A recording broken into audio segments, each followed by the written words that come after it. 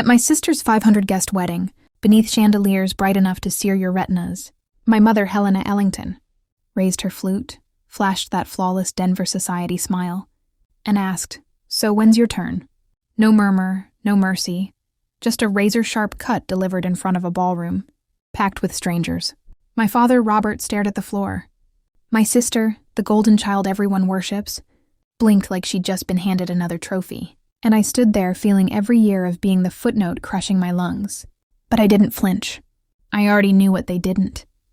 8 months earlier, I'd had a wedding, too. Before I tell you what really happened, where are you listening from? People love to say families are complicated, but mine never felt complicated. It felt scripted. Every holiday portrait, every graduation toast, every immaculate Christmas card revolved around my younger sister, the one the world orbited. I learned young that in our house, love wasn't loud, it was rationed. I'm Maya Ellington, 32, an architect now rooted in Austin. I design buildings that withstand hurricanes, which is laughable given how effortlessly my own family let me crumble. Growing up in Denver, I was the hushed kid, coloring in the corners while applause thundered for the star beside me. My sister, 3 years behind, could enter a room and make gravity shift. Our parents trailed that pull without ever noticing they'd left me drifting. I don't think they meant to shrink me. They simply never saw me to begin with. The memories that still sting are tiny ones. A birthday where her cake exploded with sparklers while mine arrived in a plastic clamshell. From King Soopers, a school musical where she played the lead and I was told, "You're so dependable backstage." Graduation dinner where my honor stole was ignored because she'd just dropped a video that broke the internet. It wasn't malice. It was muscle memory, and muscle memory can carve deeper than knives. By the time I moved to Austin, I'd grown fluent in the muted loneliness of being loved out of obligation instead of desire. Then I met Ethan, steady, deliberate, the kind of man who remembers how you take your coffee because he actually hears you. With him, being seen wasn't a performance. It was oxygen. When he proposed on a quiet trail at twilight, cedar and dusk wrapping around us, I felt chosen for the first time in decades. Planning our intimate spring wedding felt sacred. I mailed invitations to my parents and sister in soft velvet boxes, notes written by hand, hoping, just this once, they'd cross states not because they had to, but because they wanted to watch me become his wife. I didn't need fanfare. I just needed their chairs occupied. As the day neared, no excited texts lit my phone. No travel itineraries. No, how can we help? But I talked myself calm. Maybe they're planning a surprise. Maybe they're just bad at calendars. Maybe, for once, they'd be waiting at the end of the aisle instead of me always waiting for them. I was wrong. And the silence of those 30 minutes staring at 3 empty chairs while Jasmine choked the air, roared louder than any words they'd ever withheld. The morning of my wedding smelled like jasmine and new beginnings. Friends fluttered through the garden venue, tying ribbons, adjusting the simple cedar arch I'd sketched myself. Ethan's family arrived early, folding me into hugs that felt like coming home. Everything was gentle, deliberate, luminous, except those 3 reserved seats in the front row, each holding a little wooden sign I'd painted. Mom, Dad, Sister. Ivy curling around the letters like the hope I still couldn't kill. 10 so came. Then 10:15. Guests shifted, sending me pitying smiles I pretended not to notice. Ethan's mom whispered, "Traffic. Maybe." Even though everyone knew Denver to Austin required wings, not wheels. At 10:23, the officiant asked softly, "Shall we give them a few more minutes?" I nodded while something inside folded in half. At 10:30, Ethan laced his fingers through mine. "We can wait forever if you need." But I shook my head. If they were coming, they'd already be here. I walked down the aisle alone, jasmine turning metallic in my throat. Halfway, Ethan's dad stepped in, offering his arm when my knees threatened to betray me. I didn't realize how hard. I gripped him until bruises bloomed on his sleeve later. After vows and rings and kisses that tasted like salt, I tried one last time. Called voicemail. Texted, "We missed you today." Nothing. Hours later, as the reception wound down, my sister finally picked up. Her voice floated, breezy, distracted, like she was blending a smoothie mid-sentence. "Oh," she said when I mentioned the wedding. "Was that today?" "You signed for the invitation," I answered, barely above a whisper.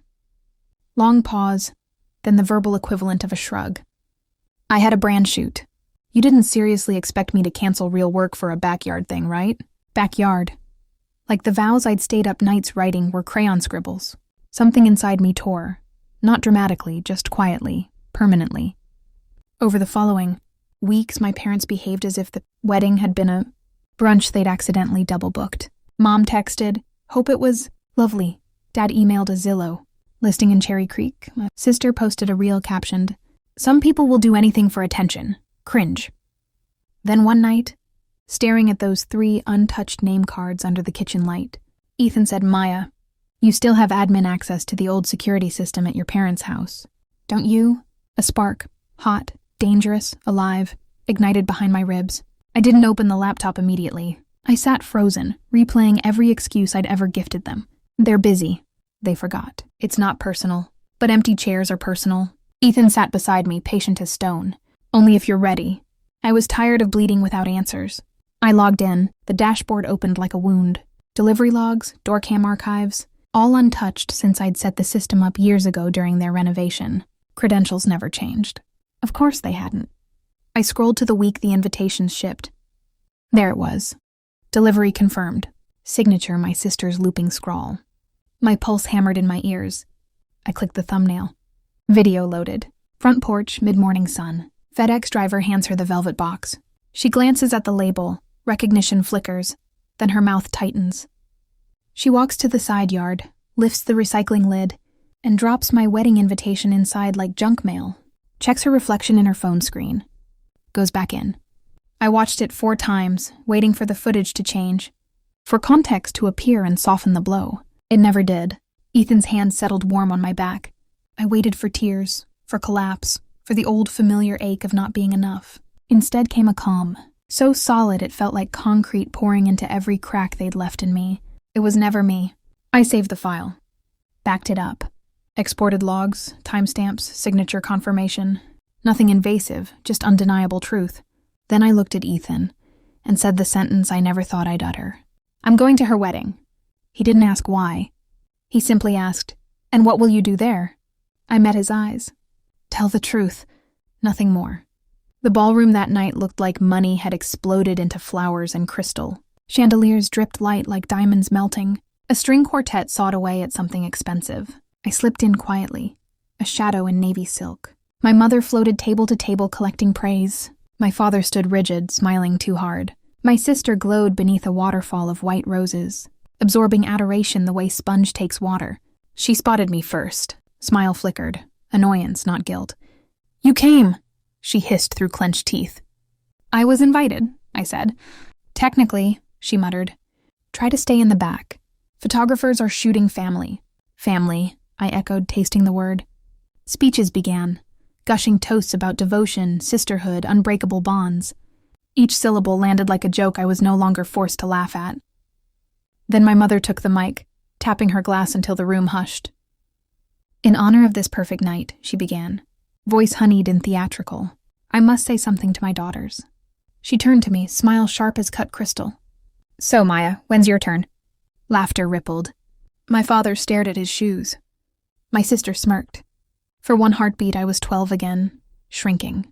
Then I stood. My chair made almost no sound, yet every head swiveled. The air thickened. "When's my turn?" I repeated, soft enough to carry anyway. 8 months ago." Silence crashed down. 8 months ago I got married," I continued, voice steady. "Small garden ceremony in Austin. You were invited." My mother blinked, theatrical confusion. My father went ashen. My sister froze mid-smile. "You said you never received invitations," I said. "I believed you. Until I stopped believing excuses." My sister surged forward. "Maya, stop. Not here." "Why not here?" I asked. "This is where the performance always happens." I walked to the massive screen cycling their engagement photos all night. The tech looked bewildered until Ethan murmured something and handed over a thumb drive. The screen went black. My sister's voice cracked. "Maya, don't, please." The video began. Timestamp bright in the corner. Front porch. Velvet box. Her face. The recycling bin. The ballroom held its breath so completely I could hear champagne bubbles popping. When the clip ended on that frozen frame, her back turned. My future discarded. The room detonated in gasps. Someone whispered, "Jesus Christ." Another, "That's her own sister?" The bride's bouquet trembled. Petals snowed onto marble. "That's manipulated. she stammered. Raw footage, I said. Logs confirm delivery time. Your signature confirms receipt. The video confirms what you chose to do with it. My mother found her voice. Maya, why didn't you tell us privately? I waited 30 minutes on my wedding day, I answered. I kept thinking you'd walk in late, smiling, full of apologies. I would have forgiven everything if you'd just shown up. My father, red-faced. You should have called again. I shouldn't have had to beg my own parents to witness me promise forever. The groom stared at the screen, then at his bride. Voice barely audible. You told me they were never invited. She had no answer. A single clap cracked from the back like ice breaking. No one joined, but the sound hung there, heavy with judgment. The groom set his champagne down. I need air. He walked away. She reached, fingers grasping nothing. My mother was openly crying now. Why would you do that to your sister? She asked her youngest. I answered for her. Because you taught her the world bends for her. And it always has. No one moved. I set the iPad gently on the head table, screen still glowing with the frozen image of my discarded invitation. That's all, I said. The truth speaks for itself. I walked out. Behind me, the quartet lifted their bows, unsure whether to play over a funeral or a coronation. I didn't look back. By morning, the video was everywhere. Someone in that ballroom had recorded the screen.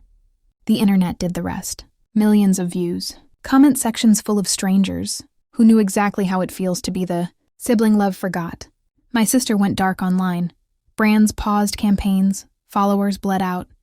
She posted a notes app, apology about private family matters. The footage made privacy impossible. My parents called, emailed, left voicemails that danced around the word sorry without ever landing on it. I let them ring. Ethan and I spent New Year's with his family in a quiet house, on the Puget Sound. Snow fell soft and thick. His mother pressed a mug of cocoa into my hands and said, "You're home here, darling." And I believed her, because home isn't where they have to take you in. It's where they never make you knock. I used to think love was something you earned by taking up less space. Walking out of that ballroom taught me you don't shrink to fit tables that were never set for you. You build your own, with people who arrive early, stay late, and never need reminding whose day it is. My life didn't end when my family looked away.